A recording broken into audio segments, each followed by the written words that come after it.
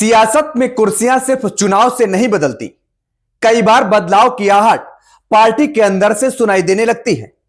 कभी किसी मजबूत किले की दीवार में एक छोटी सी दरार दिखाई देती है और देखते ही देखते वही दरार पूरी इमारत की मजबूती पर सवाल खड़े कर देती है।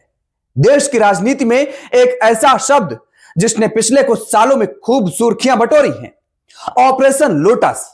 राजनीति के मैदान में इसे कुछ लोग ऐसी रणनीति बताते हैं जिसमें विरोधी खेमे के फूल को तोड़कर अपने गुलदस्ते में सजाने की कोशिश होती है।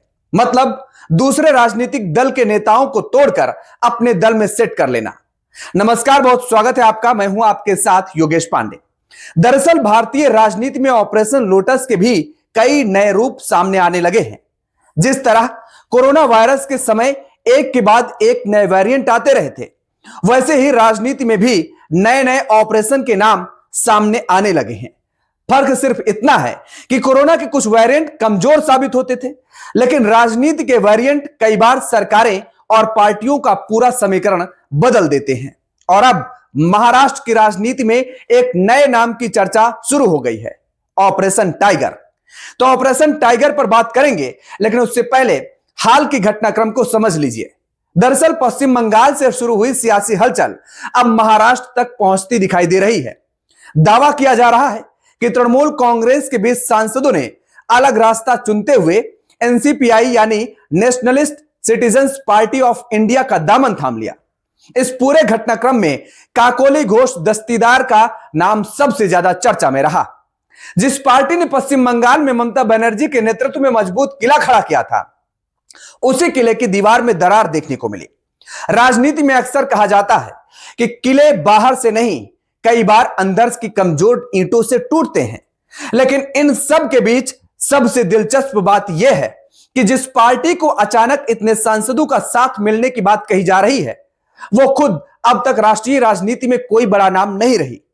एक छोटी क्षेत्रीय पार्टी से अचानक लोकसभा में बड़ी ताकत बनने की कहानी अपने आप में राजनीति के उतार चढ़ाव को दिखाती है। यही राजनीति की खासियत है।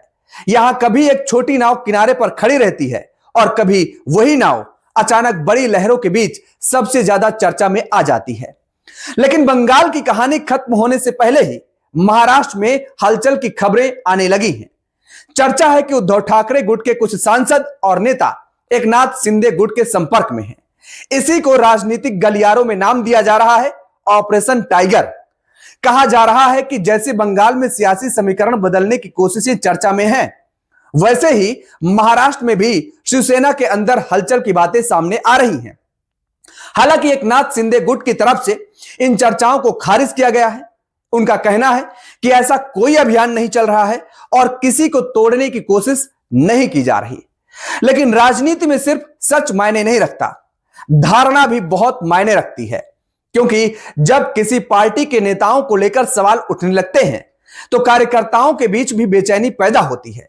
यही वजह है कि उद्धव ठाकरे ने अपने सांसदों के साथ बैठक बुलाई। बैठक में कौन पहुंचा, कौन नहीं पहुंचा, किसके क्या कारण रहे, इन सब बातों ने राजनीतिक चर्चाओं को और हवा दे दी। विपक्षी दल लंबे समय से आरोप लगाते रहे हैं कि बीजेपी विरोधी दलों को कमजोर करने की रणनीति अपनाती है। वहीं बीजेपी कहती रही कि दूसरी पार्टियों के नेता अपने राजनीतिक फैसले खुद लेते हैं। लेकिन सियासत में एक बात साफ है, जब सत्ता का केंद्र मजबूत होता है तो उसके आसपास कई राजनीतिक रास्ते खुलने लगते हैं। और जब किसी पार्टी में कमजोरी दिखाई देती है तो विरोधी उसी जगह से रास्ता बनाने की कोशिश करते हैं। अब सबसे बड़ा सवाल, क्या बंगाल में हुआ घटनाक्रम सिर्फ एक राजनीतिक घटना है या फिर यह क्षेत्रीय दलों के लिए एक बड़ी चेतावनी? क्या महाराष्ट्र में ऑपरेशन टाइगर सिर्फ अफवाह है या आने वाले दिनों में कोई बड़ा राजनीतिक बदलाव देखने को मिलेगा? क्योंकि भारतीय राजनीति में कई बार तूफान आने से पहले सिर्फ हवा का रुख बदलता है। और इस वक्त हवा का रुख क्या संकेत दे रहा है, इस पर हर राजनीतिक दल की नजरें टिकी हुई हैं।